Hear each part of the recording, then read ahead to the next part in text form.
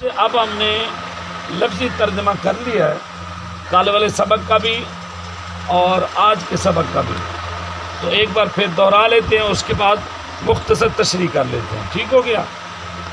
تو وَمِنَ النَّاسِ مَن يَقُولُ آمَنَّا بِاللَّهِ وَبِالْيَوْمِ الْآخِرِ وَمَا هُمْ بِمُؤْمِنِينَ کہ اللہ پاک کے اس پاک آیت مبارکہ میں، قرآن پاک میں یہ حکم ہے، اور کچھ لوگ کہتے ہیں کہ ہم اللہ پر اور آخرت کے دن پر ایمان لے آئے ہیں، حالانکہ وہ ایمان والے نہیں ہیں۔ یہ آیت مبارکہ عبداللہ بن ابی اور ان کے جتنا سنگت تھی منافقین کی، ان کے متعلق اس آیت کا شان نزول ہے۔ وہ دعویٰ کرتے تھے کہ ہم ایمان لے آئے، لیکن حقیقت میں اللہ تعالیٰ فرما رہے ہیں وما ہم بمؤمنین، وہ مومن نہیں ہیں۔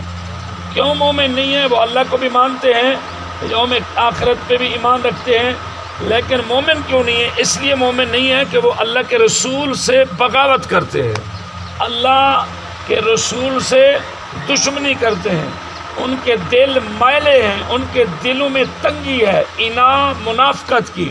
اس وجہ سے اللہ نے فرمایا حبیب مجھے یاد کریں اور تیرے ساتھ دشمنی پائیں، یہ مومن کیسے ہو سکتے ہیں؟ مومن وہ ہیں جو ہے میرے پیارے محبوب تیرے ساتھ محبت کرتے ہیں۔ اس آیت کا معنی سمجھ گیا؟